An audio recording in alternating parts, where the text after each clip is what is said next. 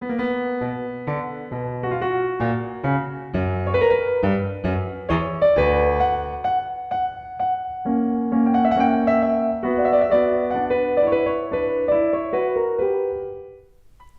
is the canon? How is it defined? What should it look like? And should we even have it in the first place? Hello, this is Anya Leonard, founder and director of Classical Wisdom.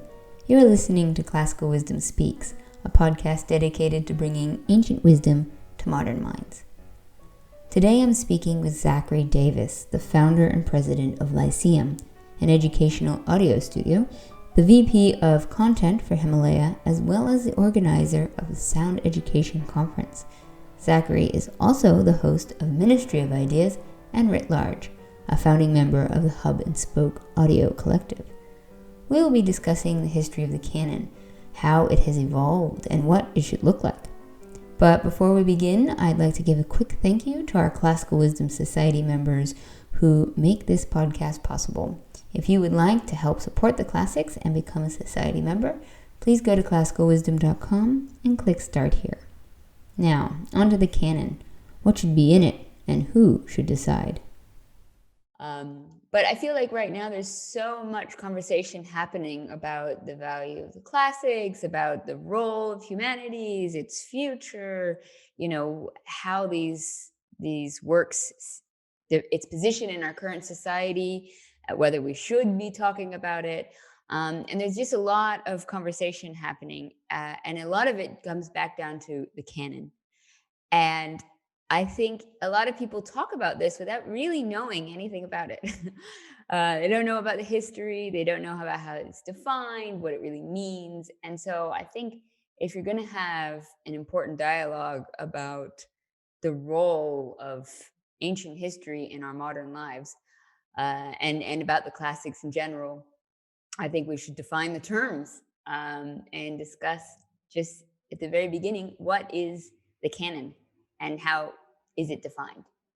So the word canon comes from the word for a reed, like a grass, a reed. And they used these reeds to make measurements.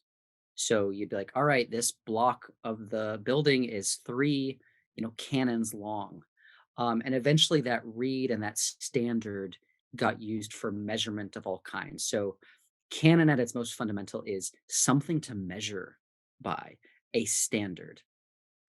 Um, the word classic comes from a Roman writer who mentioned, that there are some works that are more distinguished than ordinary works.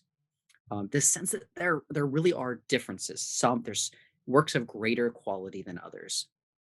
So a measurement of quality, a belief that some works of literature or philosophy or art are more worthy of our attention than others. That's at the heart of what the canon means. I think the canon is the framing that gets is really generating most of the heat of this conversation. Um, and the heart of it is simply we live in a pluralistic society in the modern West. At one point, it may have made sense to say there is the canon that is relatively agreed upon. But that has all come under contestation. Um, and I think that's the state of the conversation today is what value is there in having these lists of works that supposedly are more worthy of attention, um, that works for all people in a society, or has it outlived its usefulness in a place as vast as the United States of America? And so, I mean, that's a very good point. Like, do we need a canon? I mean, maybe before we get into that, like, let's go back into just the history of the canon, because I still think this is valuable in understanding how it's evolved over time, and that it isn't necessarily a static thing that belongs just sort of in a museum. So maybe you could just tell me like a brief history of the canon after it's been defined as the word, but how it was formed originally. Yeah, so I think canons were formed for educational purposes and for ecclesiastical purposes. So school teachers uh, needed to know what to assign their students, lecturers and philosophers. They had to make choices with limited time.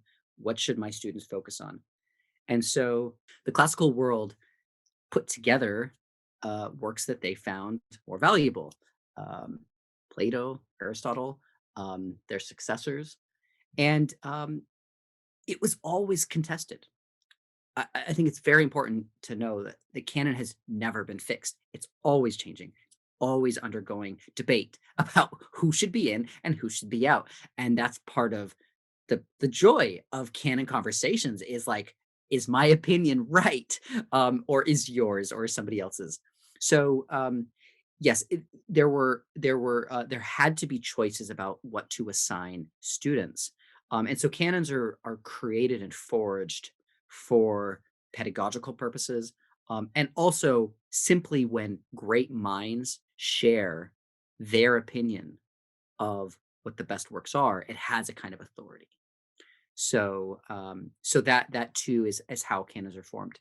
It is, though, I think one of the valences that's important to understand about why these debates feel bigger than just the top 10 lists is to think about the religious or theological roots of canon. So, one of the first ways that the word canon was really used was in the forging of the New Testament and the Christian Bible. What books are authoritative and what books aren't? And once again, this was partly about resources. There was only so much room that these compilers could afford um, to include. There was only so much room for certain texts, and so not every work that was supposed to be important or sacred could make it into some of these collections, and that's why to this day the Protestant New Testament, or the Protestant Bible and the Catholic Bible and the Orthodox Bible all have some differences because the Bible itself, like the most authoritative book itself, went on through a process of debate about what should be included, what should not, what was canon, what was not. So knowing that, the debates about that have been incredibly intense. I mean, people have been killed about their beliefs about what texts are sacred or not. And so as time went on, and especially with let's go up to the Romantic age. You can imagine that all of that energy about which texts were most sacred got transformed into the Romantic interest in literature as the soul of a culture.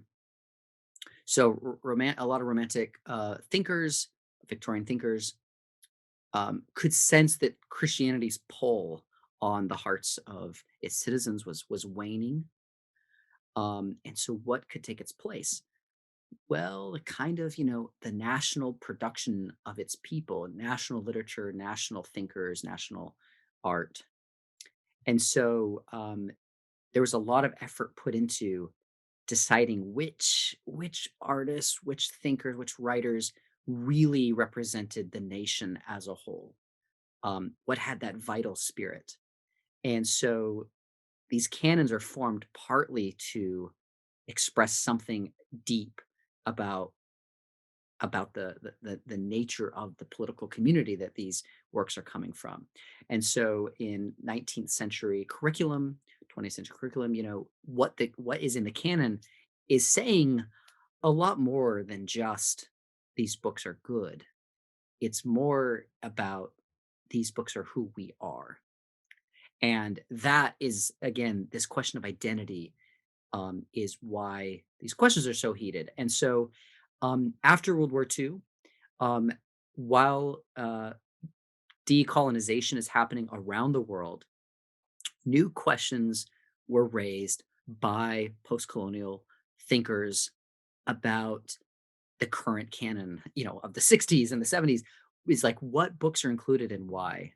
And um, a critique began to be advanced and gained a lot of traction and purchase, that the uh, the current canon is not just a judgment about aesthetic quality. It's also a tool of oppression. It's a way of asserting dominance of one group over another. And um, more specifically, this is about European and white American oppression over their subjugated populations, both internally and around the world. And so, um, a very famous critique was Chinua Achebe's critique of Heart of Darkness, where he grew up loving that book. And then at some point, he realized, oh, wait a second, like he's writing about like me. He's writing about like my fellow Africans, and we're humiliated. Um, and he sort of sees that there are arguments, in fact, dangerous arguments, bad arguments, dehumanizing arguments embedded in a lot of these texts, and that we needed to rethink the canon, reformulate the canon to be more inclusive of all the peoples that were engaging with these works of art, um, and a canon that would help us achieve equality and justice and humanity for all. So the canon, I mean, it's sort of a concept, but is it something more concrete? Like, is there a specific book that everybody agrees on is the canon and therefore something to fight against? I mean, I sort of automatically think of, say, Harold Bloom, who wrote the Western canon, but I mean, the idea too that you say we live in a pluralistic society. Is there an American canon? Is there a European canon? Is there a Chinese canon? I mean, do does the concept of a canon exist in many cultures and many societies? And is it agreed upon the canon that people are fighting against in the first place? Every culture has works of literature and art that they deem better than others, representative, more representative than others.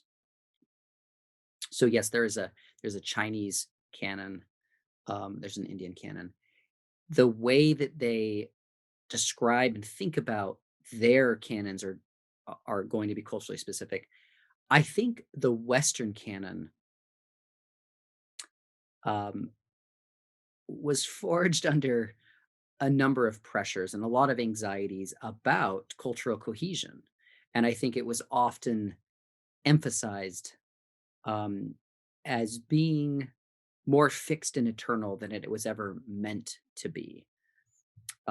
So what are we really talking about with the Western canon? I think most people would say it refers to 100 to 500 works that have stood the test of time. This test of time is really important to canons, in that the more kind of eternal belief in canons is that these are works that are universally valuable, that have universal lessons and insights and pleasures that go beyond its time and its place. And so the those who really embrace the canons would argue, with limited time in a life, you should really focus on the very best stuff. And these are the works that over generations and generations of readers have been experienced as sublime, as superior, as extra enlightening, versus the millions of other works of art that have been shared and created. So there's a timelessness argument there, and I think the argument, the reason that the 60s and 70s canon wars became so heated is because saying we need a new canon is recognition that a culture is changing, and there's always going to be some resistance to a culture changing, especially when power dynamics are are impacted. And so, who is at the which figures are at the core of the Western canon? Well, I think you basically would say you've got the philosophical canon of the ancient Greeks, of Socrates, Plato, and Aristotle. And then you have certain kind of great authors like Shakespeare, like Tolstoy, that are sort of, at the heart of these are works so extraordinary that you cannot live a life without having experienced them. The edge cases have never been the real problem, which is why the canon wars often hinge on Shakespeare. There's something about Shakespeare. It's like when we talk about decolonizing the curriculum and people propose getting rid of Shakespeare, there's a lot of people invested in the genius of Shakespeare, and they worry that depriving students of that experience is extremely misguided. Well, I mean, the problem, I suppose, of exclusion of something that is so cornerstone to future works is that you then lose the understanding and value of all of the works that are built upon it. And I often say this with regards to studying the classics, that of course the time period in and of itself is interesting, but a huge value add in understanding it is to understand everything that came after it, and all of the people who are influenced by it, whether they are in the West or not. Whether, I mean, hey, I'm here in Argentina. Borges is the most beloved author of here in Argentina, and he is a classicist through and through. And you don't understand a fraction of his work, South America's most famous author, unless you know anything about the classics. So I guess if you were trying to teach somebody the history of literature, philosophy, and understanding the core things, taking out some of the fundamental stones that other works are built upon would lose your understanding of future authors who might be from extremely diverse backgrounds, because they were also influenced by Shakespeare. So it seems problematic that to take away really influential works. That's right. Everybody should read the Bible, not because you believe that its religious doctrines are necessarily true, but because you can't understand our culture without reference to the Bible. Um, and so every work of literature since since then has been shaped in some way by a work that important. Um, so I think you're right. It's not just to, we don't read these works because we're interested in the Roman Empire. We read them precisely because we're not, but that they're still relevant to 21st century America. Um, so that's certainly a reason to keep reading great works. Back to, you know, so it is there still a reason to have a canon, and like what should it look like to reflect a changing demographics and changing cultural sensibilities? Sometimes you hear the argument, don't take things off the canon, don't cancel the canon, just add to the canon. And I'm sympathetic to that. But again, it's the reason the canon exists is because of limited time, limited resource, limited attention. So, a list of 10 works that everybody should read is more useful than a list of 1,000 works that everybody should read, which is why what's in those 10 matters a lot. So adding forever another, great things to these lists doesn't actually solve the resource and time problem.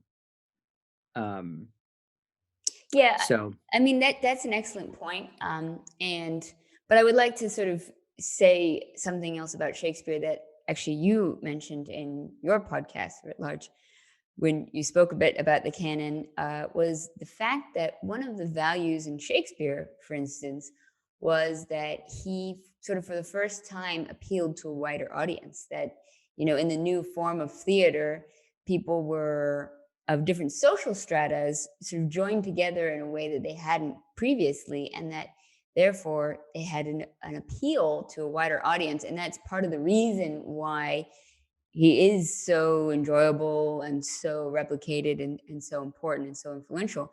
But that this is a feature that you might find in other great works, that maybe people think sometimes that we continue these works simply because we have continued them without realizing what they necessarily did in their time period. And so recently I had a podcast with Barker and Joel Christensen about Homer's Thebes. And I don't know if you read their book, but it was sort of like Homer incorporated a lot of other myths and traditions in the region into the Iliad and the Odyssey.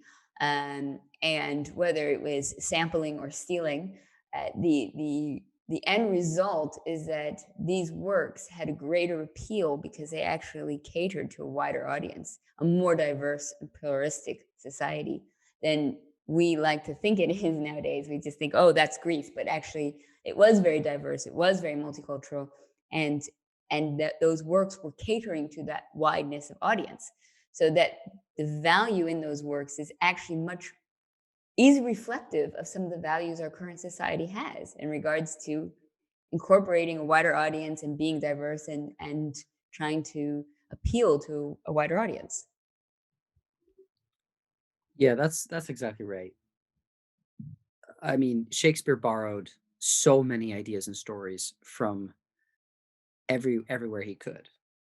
Um, I was just learning about the Brothers Grimm. They collected all these stories that came from really across the world. It kind of found their way into Germany at the time, but a lot of these are Persian, a lot of these are Indian, but then they adapt them. And I think stories can be adapted in different places and different times to serve different audience needs. And that's what makes them really great. We can borrow and learn from each other. So one of the constantly the argument that I'm making um, in a lot of my work is I think that we need to learn from one another. Like we should not imagine a world in which each group sticks to themselves completely. But instead, we should have bonds of exchange, bonds of love, and bonds of education that we share, we we borrow, we give, and we learn. And that's the joy of human cultures. There's just so much exchange going on. And so often I worry about cultural appropriation kinds of arguments because it assumes that these stories, any stories of the past, emerged in isolation when that was never true. I mean, Greeks were borrowing from other cultures when they came up with their stories, and then it got passed on and on and on. So I think we should always be willing to go outside of our own culture to learn from others and to adapt to our own needs. That said, I'm really supportive of a living canon and not a dead canon, a living canon which does adapt. And there are works that we used to, as a culture, think were like the best. And then, upon further reflection and thinking about our new values, we see as less important. And that's all right too. And I think if culture isn't living, it's not really culture. It's some other thing. It's some kind of fetish for the past or something, but it's not a living culture. Yeah, I completely agree with that. And I love to kind of remind people about this, even when it talks about, borders or movements of societies and things like society has never been in one spot. It's always been changing. There's always new people coming and people going. There's always changing values and it's not in one straight line. It's not like always in progress. It's, there are time periods I like to remind people sometimes ancient Greek world, they think, oh, it's just all oppressive for women. You're like, well, you go back to archaic Greece and they probably did better than in the classical Greek era. Nothing is just this one uniform, this is our society, this is our culture. And even if you were to like say go back to English culture, okay, when was it the Normans and the Saxons? I mean, how far back are we going? Because they're constantly having different influences and influxes. So yeah, society. I completely agree that that there is a sort of living canon. And I suppose one question I have in a way is the problem with the word Western. And I think this is where people kind of get gets complicated because I guess in our Western society now, it's considered much more pluralistic and diverse. But it's interesting because, like, I've spent a lot of time in the Far East, for instance, and I lived in Taiwan, and I've also lived in the Middle East and places like that. When you're in those cultures, they don't know that much about Western culture. Not as much. Like, I think in the West, we think of ourselves as so influential, but actually, nobody really cares as much as we do, or we think that they do. And as you said, like, in China, when people are learning English, one of the first things they are taught to do is to read the Bible because it's so fundamental to Western culture. But it is shocking how little knowledge the Far East has on the West. And a perfect example might be like when that Thai pop star got in trouble for wearing a swastika shirt. She didn't know anything about the Nazis. Like, that piece of history is just not that known in Thailand, and at least not for millennial pop stars, I suppose. But I guess so. The question is, when we talk about the Western canon, should that include Western cultures? And I don't mean that in a superiority way or oppressive way or anything. I mean it's purely in a, we're studying this group of people versus that group of people, like Canadian history versus German history. I do think the West is real. The West is defined as the combination of classical and Christian civilization. Um, so I think the West is real. I think the Western the reason the idea of Western X is so charged is because of the legacy and memory and trauma of colonialism. So the West happened to conquer the world, and they did at the tip of a spear. And so there's going to be lingering fear and hatred and trauma for thinking about cultural the cultural output of something called the West. There's been a big effort to kind of parochialize the West because it purported to be universal culture. So the Enlightenment's great ambition was to not just discover European truth, but to discover capital T truth, and that its cultural output would be universally great for all people of all times.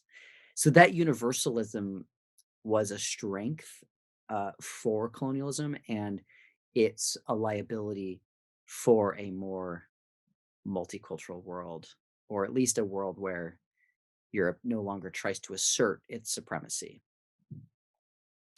So, but nonetheless, there is something called the West, and that is European and kind of Anglo colonies that is distinct from other world civilizations. America's interesting though, right? Like how much how much does your America have to do with Europe anymore? There's a lot that's shared, but maybe it's better to think about America as actually closer to Brazil or Argentina, as a mixture of cultures with indigenous groups, uh, African slaves, and colonists and immigrants over time.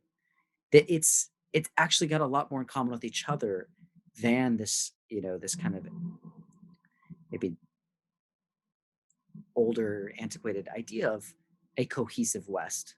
So I'm even open to arguments that Western Europe makes sense as a kind of civilization, but it might be time to rethink whether United States of America and Canada are so close to Europe and other Western European countries culturally.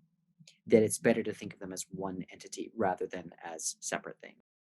It's sort of like wine, like, let's stick to New World or Old World, like That's right.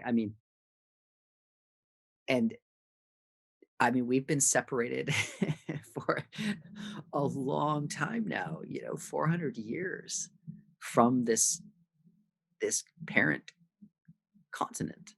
And so many new people have come and have changed the United States. And so I think that holding on to the curriculum and the canon of Western Europe is partly just those with European descent wanting to stay close to mom and dad, wanting to still feel like they're part of this longer story.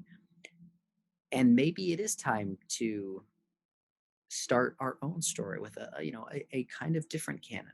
It doesn't mean getting rid of everything, but I really think it's important that you can still deploy the benefits of a canon, but change what's included and what it's doing and who it's for. You're totally right. I think that's an excellent point about America is it's almost uniquely obsessed with their genealogy. You talk to any American and they'll quickly tell you like five different nationalities. My grandmother's Swiss and my father's French, and and then this person, and then everybody can just like list them off because it's. And I don't know if that's a unique feature of America in regards to trying to find a longer identity that that is partly an American trait that they want to have that sense of kind of a longer history that and that might be part of the rise of this sort of culture of focusing on identities that people are so obsessed with. But um, I don't know. This is just me maybe thinking about it out loud. I I'm not sure that Americans are uniquely obsessed with their genealogy. I just think that they actually have to think about it because if you're Indian or Mexican or, Romanian, you don't ever think about what's my ethnic identity. It's just given to you and everybody around you and, so as an immigrant country, yeah, like you don't immediately know what it is. You have to be told in a lot of cases, like where your ancestors came from. And for a lot of, I think definitely, obviously, for a lot of Black Americans, but even for a lot of white Americans, like it's all shrouded in the mists of time. Like nobody knows. I think a lot of white Americans genuinely don't really know. They might have a mythology, like, yeah, we're mostly English, but like if you looked, I'm not sure that it would bear out. So, but yeah, I think you're right. Everyone needs to know where they came from. And literature is partly stories that help you understand where you came from. So let's get on to the living canon because I do love this concept and I love to explore it a bit more. How does the living canon work? How is it sort of decided upon? I mean, who's sort of the authority that's creating it, and how do we sort of build onto it? So, educators, I think, remain the most important canon makers. The most authoritative canon makers are probably at elite universities deciding what should survey courses on, literature, philosophy, history read.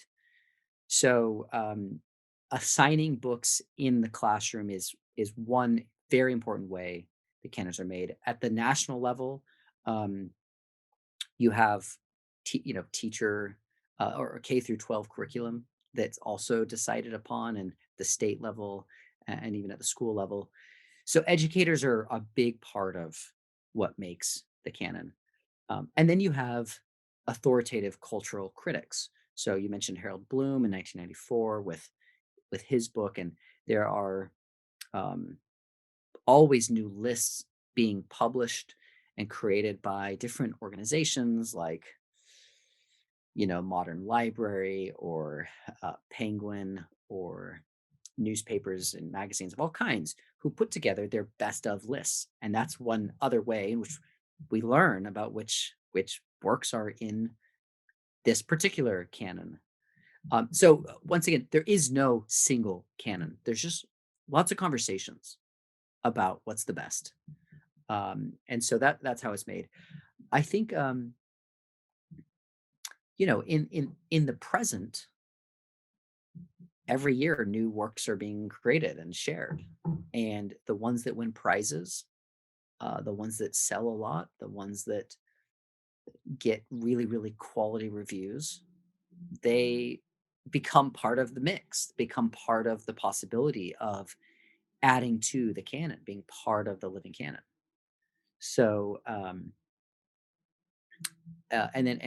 basically we all are part of canon making now because of social media, because we can all share our voice. So what you talk about on Twitter, what you share on Facebook, and what you buy, that all helps shape a cultural canon.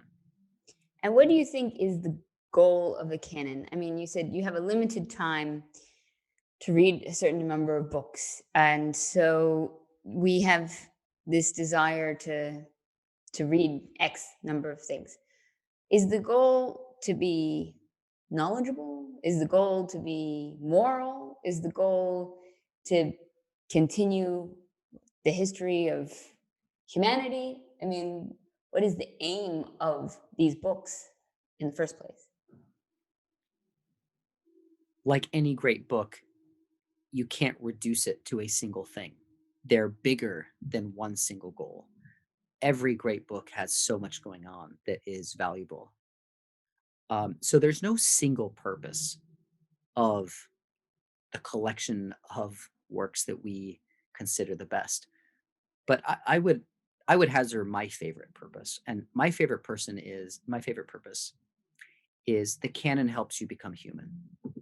The canon gives you the tools to know how to become most human.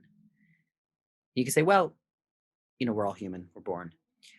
What I mean by most human is the most capacity for experiencing fullness as a human being, fullness of joy, fullness of love, fullness of adventure and growth.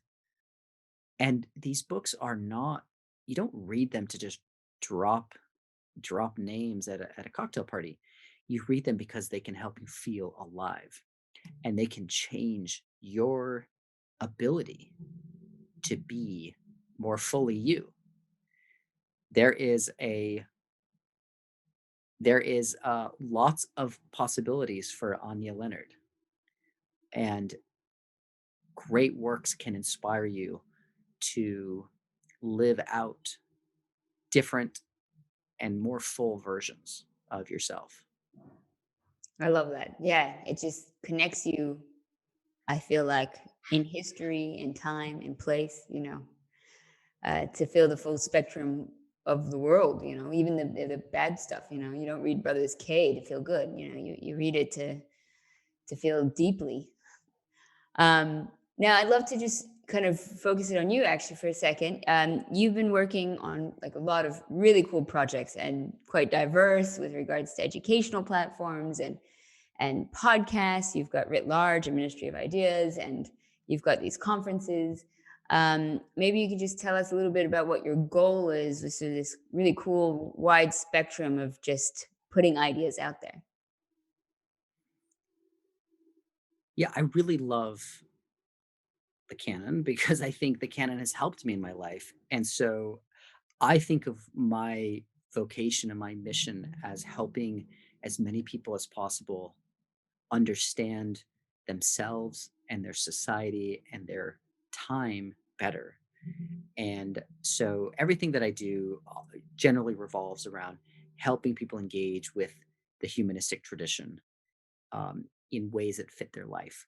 So that whether it's online courses, whether it's conferences, or whether it's these podcasts. And I love podcasts because they're just beautiful vehicles for sharing ideas and stories, um, so that you can make a trip to the grocery store special, or a walk around the block illuminating. And so that's what I do. And I think what is fantastic about the humanities is that they do adapt with the times, and there's these are timeless questions, timeless answers, timeless voices. I was on a flight uh, last year, and I was reading Nikolai Gogol, um, The Overcoat, and I was just laughing out loud on a plane. And it's 2020, and I'm like dying of laughter, making my neighbors think I'm a weirdo because I'm reading this old text. I'm not from Russian culture, and but his genius is still extremely relevant, and extremely delightful. And I think that's another thing that's often overlooked about debates about the canon is sometimes these books are seen as like eating your broccoli, like, oh, I guess I better read, I better read Tolstoy.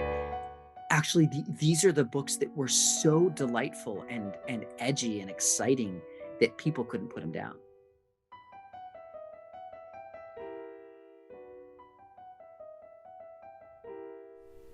Thank you for listening to Classical Wisdom Speaks, a podcast dedicated to bringing ancient wisdom to modern minds. If you'd like to learn about all the great projects Zachary Davis has been working on, please go to www.zacharystephendavis.com.